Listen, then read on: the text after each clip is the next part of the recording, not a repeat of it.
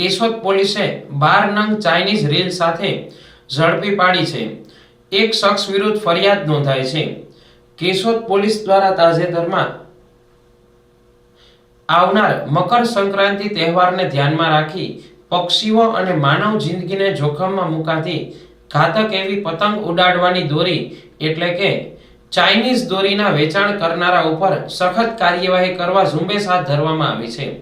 ત્યારે કેશોદના ચારચોક વિસ્તારમાં પોલીસે પતંગ વેચનારને ત્યાં તપાસ હાથ ધરી હતી, જેમાં પોલીસને પ્લાસ્ટિકના એક બાચકામાં પ્રતિબંધિત ચાઇનીઝ દોરીની રીલ નંગ 12 મળી આવી હતી।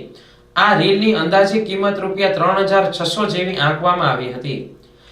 પોલીસે આ બાબતે કેશોદના પીપળિયા નગરમાં રહેતા ગૌરવભાઈ પરેશભાઈ સિદ્ધપરા ઉંમર વર્ષ 24 વિરુદ્ધ જિલ્લા મેજિસ્ટ્રેટ જૂનાગઢના જાહેરનામાના ભંગ બદલ BNS ની કલમ 223 મુજબ ગુનો નોંધી તપાસ